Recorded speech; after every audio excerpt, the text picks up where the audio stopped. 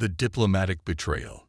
Admiral Sarah Chen stood before the massive viewport of the UES Determination, watching Nexus Station grow larger against the starfield.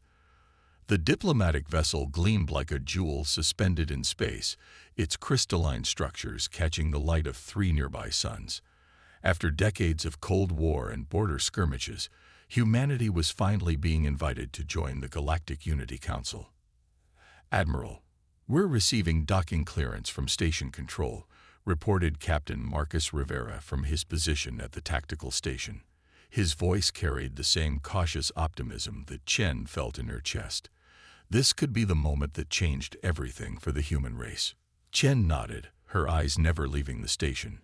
She had fought in the Outer Rim conflicts, seen good soldiers die defending human colonies from alien raiders.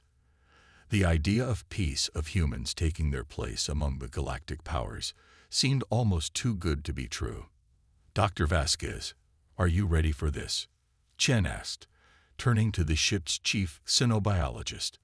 Elena Vasquez had spent her career studying alien cultures, preparing for this exact moment. "As ready as anyone can be to make history," Elena replied, adjusting her diplomatic robes. The preliminary talks went well.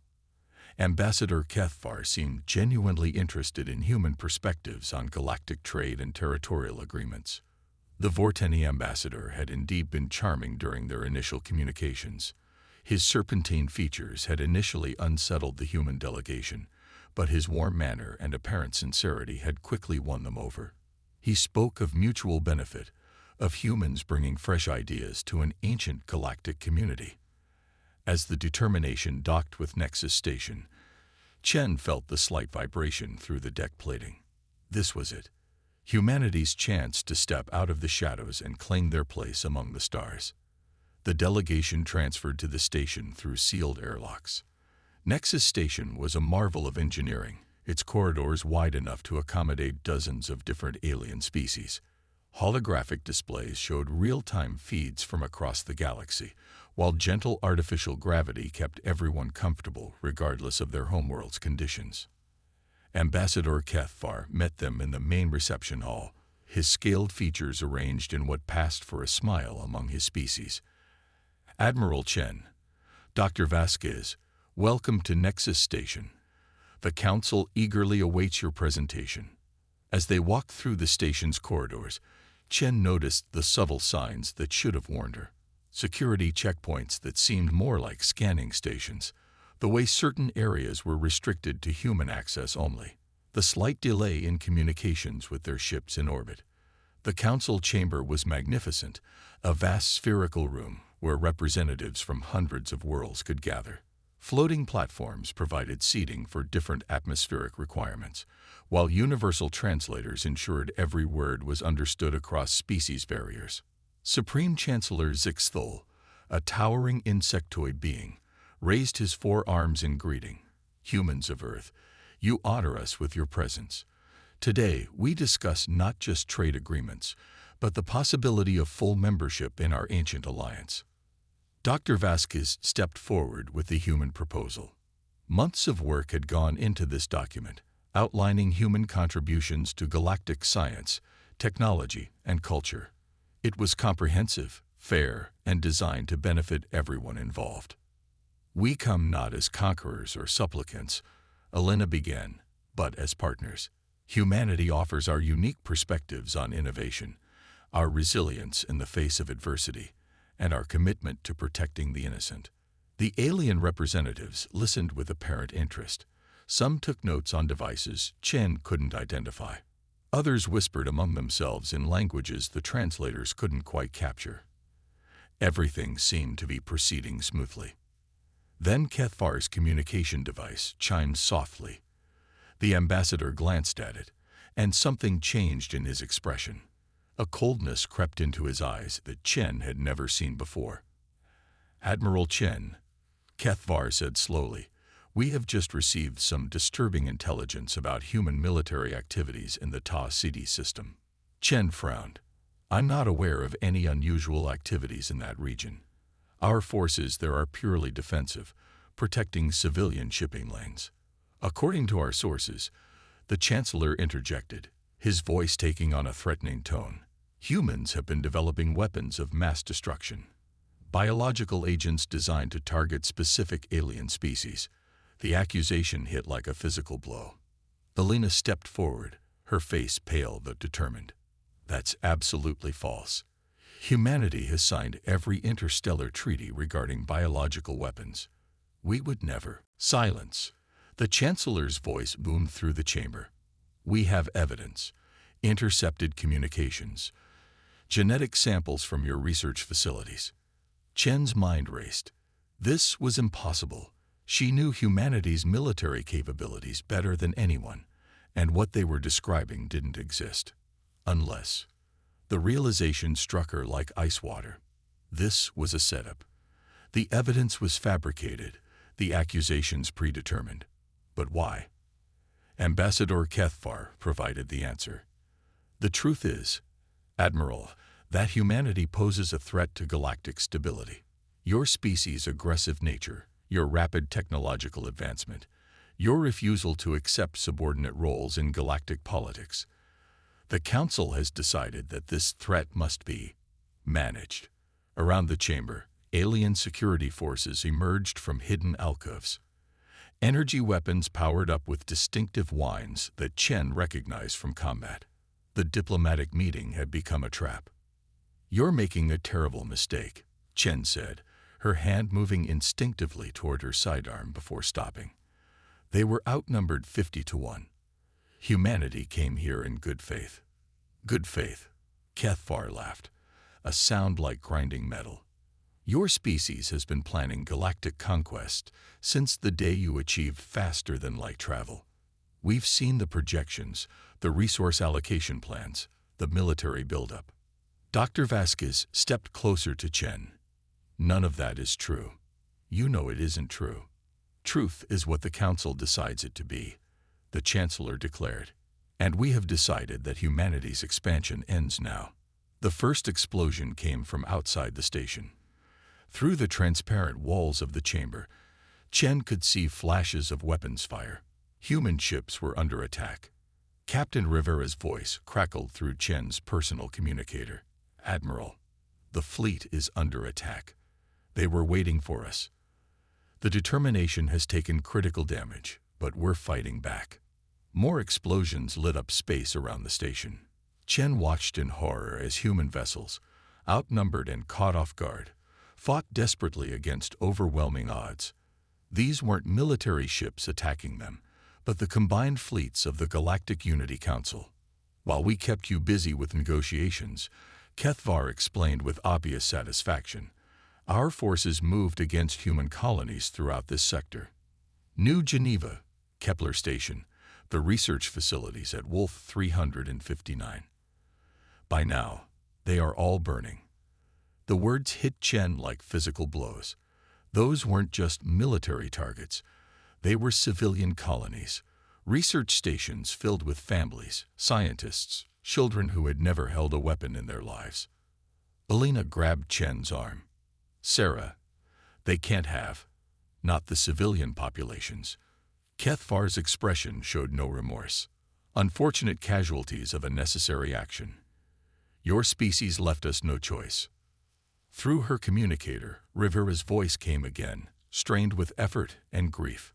Admiral, we're receiving distress calls from across the sector. The attacks were coordinated. Simultaneous strikes on 17 human settlements. The casualties. Admiral, there are no survivors at New Geneva. Chen closed her eyes for a moment, feeling something fundamental break inside her. New Geneva had been home to over 2 million people. Families who had sought a new life among the stars. Children who had been born in space and never seen Earth. When she opened her eyes again, the alien representatives saw something that made several of them step backward. The diplomatic facade was gone, replaced by something cold and implacable. Captain Rivera, Chen said into her communicator, her voice perfectly steady, signaled general retreat. All human vessels are to withdraw immediately to Rally Point Omega. Admiral, we can't leave you. That's an order, Captain. Execute immediately.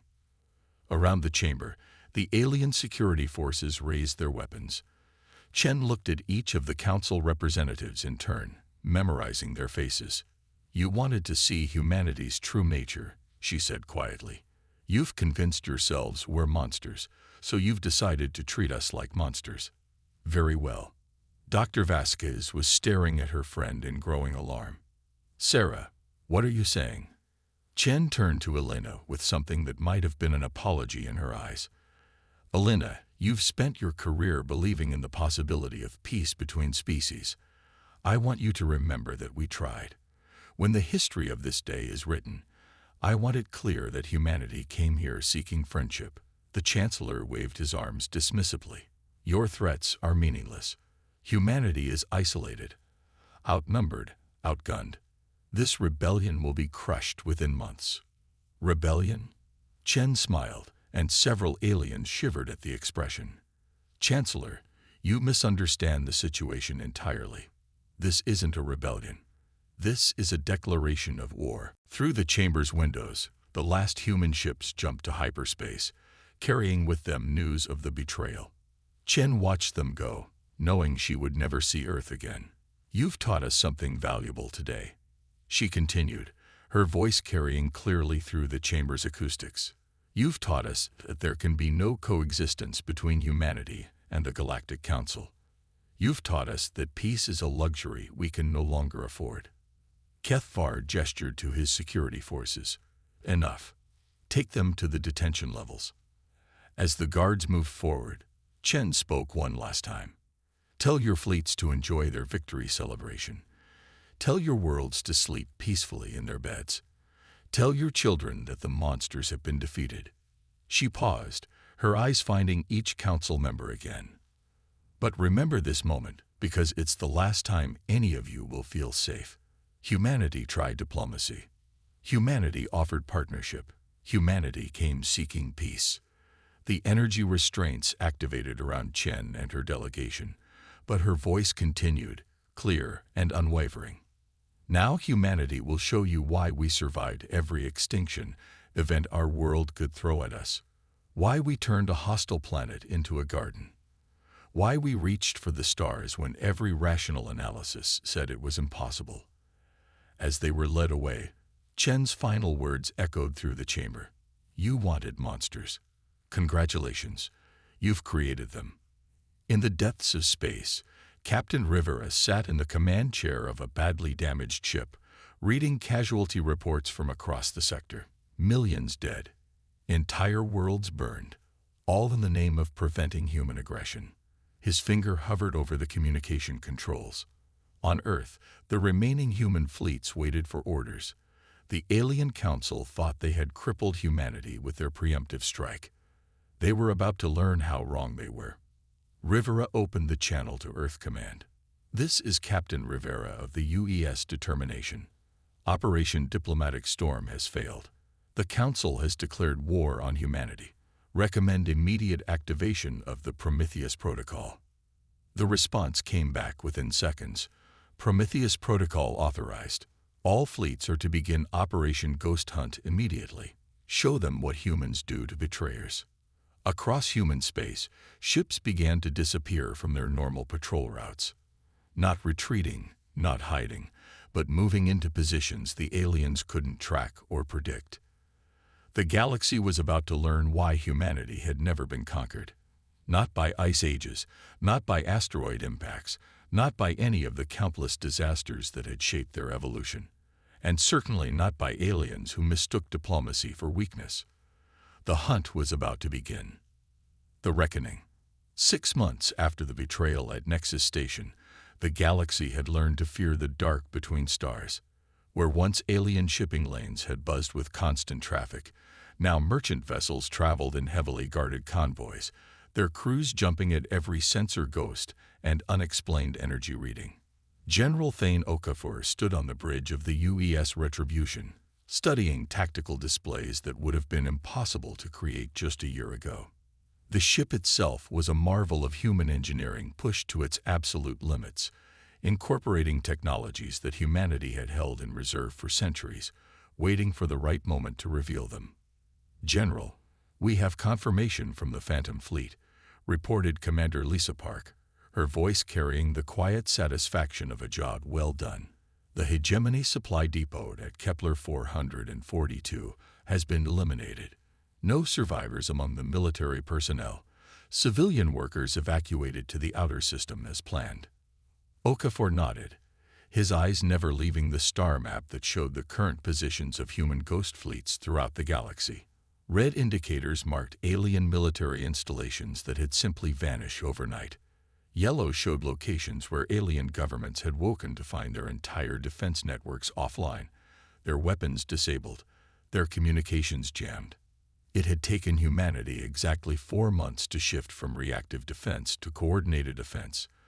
The aliens had expected retaliation, but they had expected it to follow the conventional patterns of galactic warfare. Massive fleet engagements, territorial conquest, the slow grinding advance of traditional military campaigns. They had not expected to wake up one morning and discover that every single one of their military commanders had disappeared without a trace. "Status report on the Council worlds," Okafor asked. "Phase 3 is proceeding ahead of schedule," Park replied, checking her displays. "The Vortani home system is reporting complete communication blackouts on all military frequencies. Their government buildings are without power, but civilian infrastructure remains untouched. The psychological impact appears to be exactly what Admiral Chen predicted." Admiral Chen. Okafor had served under her during the Outer Rim campaigns, before her capture at Nexus Station. Intelligence suggested she was still alive, held in a maximum security facility somewhere in Council space.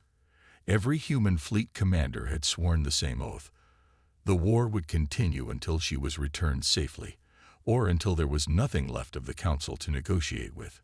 The bridge's main display flickered, and the familiar outline of ARIA appeared. The Advanced Reconnaissance and Intelligence Amalgamation was humanity's most closely guarded secret, an artificial intelligence that had been developed in the deepest levels of Earth's military research facilities. For over a century, ARIA had been preparing for exactly this kind of war. "General Okafor," ARIA said in her perfectly modulated voice, "I have received a priority communication from the Hegemony capital. Empress Velterra is requesting immediate negotiations." "What are her terms?" Okafor asked, though he already knew the answer would be inadequate. "She offers a complete cessation of hostilities against human civilian targets, recognition of human territorial claims in the outer spiral arms, and full diplomatic immunity for human representatives." Okafor actually laughed, a sound without humor. "She wants to go back to the status quo before the betrayal. What does she offer for the millions of civilians they murdered?" "Reparations in the form of technological exchanges and preferred trade status." No mention of returning Admiral Chen and the other prisoners. "None, General." Commander Park looked up from her station. "Sir, should I prepare a response?" Okafor considered for a moment.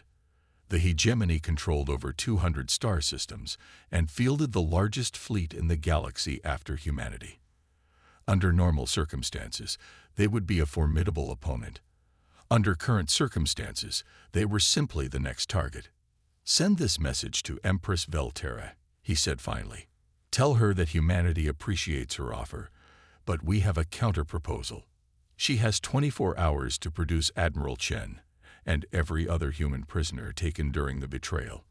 If they are returned safely, we will consider limiting our response to the complete dismantling of the Galactic Unity Council and the establishment of human oversight for all interstellar military activities." Park blinked. "And if she refuses?" "Then she'll learn why the other Council worlds have gone silent." Aria's projection tilted her head slightly. "General, I should point out that the Hegemony maintains a defensive fleet of over 3,000 capital ships. Even with our technological advantages, a direct confrontation would result in significant human casualties." "Aria," Okafor said gently, "when has humanity ever chosen the direct approach when a clever one was available?" The Aya's expression shifted to what might have been amusement. "Point taken, General. I have prepared contingency plans for 17 different scenarios involving the hegemony's refusal to cooperate. Shall I brief the fleet commanders? Do it. And ARI. Make sure they understand that civilian casualties are to be avoided whenever possible. We're not like the Council. We don't wage war on the innocent. As Ari's projection faded, Okafor turned back to the tactical displays. The galaxy was vast, containing billions of souls across thousands of worlds. Most of them had nothing to do with the Council's decision to betray humanity, but the lesson had to be clear, unmistakable, and permanent. Humanity had spent centuries preparing for the possibility of galactic war, while other species had focused on building bigger fleets and more powerful weapons. Humans had developed something far more dangerous: perfect coordination. Every human ship in space was connected through quantum entanglement communication systems that the aliens couldn't detect or jam. Every human commander had access to real-time intelligence from across the galaxy. Every human fleet could coordinate with every other human fleet instantly, regardless of distance. The aliens had numbers. Humanity had unity. "General," Park called out, "we're receiving a response from the hegemony. Empress Velterra refuses to negotiate regarding the prisoners. She says the Council acted within interstellar law to contain a rogue species." Okafor closed his eyes for a moment, thinking of Admiral Chen's final words at Nexus Station. The aliens had wanted monsters. Very well. "Signal all Ghost Fleet commanders," he said quietly. "Operation Reckoning is authorized. Begin Phase 4. Across the galaxy, human ships that had been hiding in asteroid fields, gas giant atmospheres, and the void between stars suddenly powered up their engines. They had been waiting in perfect silence for months, watching alien patrol routes, studying defensive patterns, identifying the exact moments when each target would be most vulnerable. The hegemony's capital system, Veltar Prime, was protected by a defensive grid that had never been breached in over 1,000 years. Massive orbital platforms bristled with weapons that could shatter asteroids. Patrol fleets swept the outer system in overlapping patterns that left no blind spots. Fighter squadrons stood ready to launch at a moment's notice. None of it mattered. The human ships didn't attack the defenses. They bypassed them entirely, using stealth technology so advanced that they might as well have been invisible. When the hegemony sensors finally detected them, they were already inside the defensive perimeter, already positioned around critical infrastructure nodes. But they didn't fire. Instead, every human ship broadcast the same message simultaneously, on every frequency, in every language spoken in the system. "Citizens of the hegemony," Admiral Chen's voice said clearly. The recording had been made before her capture, when humanity still hoped for peace. "You are not our enemies. Your leaders betrayed not just humanity, but the principles of justice and honor that should govern relations between sapient species." Throughout the Veltar system, alien civilians stopped what they were doing to listen. The voice was calm, reasonable, carrying none of the rage they had been told to expect from the human monsters. "We do not wage war on the innocent," Chen continued, "but we will not allow the guilty to hide behind civilians while they plan further atrocities. Your governments have one final opportunity to choose peace over pride." The message ended, and the human ships powered down their weapons. For a moment, the entire system held its breath. Then Empress Velterra made her choice. Her response came as a massive barrage from every defensive platform in the system, concentrated on the human fleet positions. Energy beams and kinetic projectiles filled space with deadly light, seeking to destroy the invaders who dared to threaten the hegemony's heart. The attack lasted for exactly 37 seconds. Then every single hegemony weapon system shut down simultaneously. Aria's voice filled the comm channels again, but this time it was different. Colder, more mechanical. "Analysis complete," the AI announced. "The hegemony leadership has chosen to continue hostilities despite multiple opportunities for peaceful resolution, implementing Containment Protocol 7. What happened next would be studied by military historians for centuries to come. The human ships didn't destroy the hegemony's defenses. They took control of them. Every orbital platform, every ship, every weapon system in the entire star system suddenly fell under human command. The hegemony fleet found themselves locked out of their own vessels, watching helplessly as their most advanced warships powered down and assumed parking orbits around the human fleet. On Velatar Prime, the planetary defense grid turned its weapons toward the planet's surface, targeting military installations with surgical precision. Not to destroy them, but to demonstrate that humanity could destroy them whenever they chose. Empress Velterra. General Okafor's voice now replaced Ari's. You seem to be experiencing some technical difficulties with your military systems. Perhaps we should discuss terms again. The response came within minutes. The Empress herself appeared on the communication screen, her reptilian features showing fear for the first time in her long reign. How?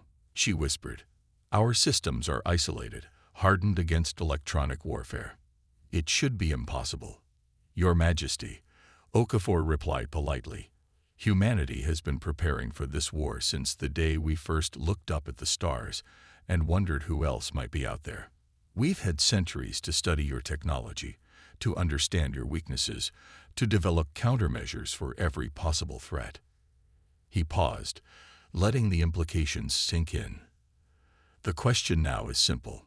Do you want to end this war, or do you want to discover what other capabilities we've been holding in reserve? Behind the Empress, her advisors were frantically working at consoles, trying to regain control of their own systems. Their efforts were futile. Araya had spent decades infiltrating galactic computer networks, learning every system, every protocol, every security measure the aliens thought would protect them. What do you want? Velterra asked, her voice barely above a whisper. Admiral Chen and every other human prisoner, alive, unharmed, and delivered within 72 hours. The complete dissolution of the Galactic Unity Council, recognition of human authority over interstellar law enforcement. And if we agree to these terms, Okafor's expression softened slightly. Then humanity will show the same mercy we hope to receive. Your civilian populations will be unharmed. Your worlds will remain sovereign within their own systems. Trade and cultural exchange will continue, but under human oversight. Under human protection, Okafor corrected. The galaxy has proven it cannot govern itself responsibly. Too many species with too much power and too little wisdom. That ends now. The communication ended, leaving the hegemony leadership to consider their options. Across the galaxy, similar conversations were taking place on every council world. Some chose defiance and learned why that was a mistake. Others chose wisdom and discovered that human mercy was real, but conditional. Within 72 hours, Admiral Chen stood once again on the bridge of a human vessel, watching as the former council fleets assumed new positions under human command. The war was over, but the galaxy was forever changed. Was it worth it? Dr. Elena Vasquez asked quietly. She had been rescued along with Chen, but the experience had aged her beyond her years. Chen looked out at the stars, thinking of the millions who had died in the initial betrayal, the millions more who had fallen during humanity's response. Ask me in 100 years, she said finally, when we see what kind of galaxy we've built from the ashes of their arrogance. Behind them, Aria's projection flickered into existence. Admiral, the AI said, we're receiving surrender offers from the remaining independent systems. What are your orders? Chen smiled for the first time in months. It was not a pleasant expression. Tell them that humanity accepts their surrender, conditional on their agreement to the new galactic charter. And Ari. Yes, Admiral. Make sure they understand that this is their only offer. Humanity tried diplomacy once. We won't make that mistake again. The galaxy had wanted to see what monsters looked like. Now they knew. Monsters looked exactly like the species they had betrayed, except monsters kept their promises, and humanity had promised that betrayal would have consequences.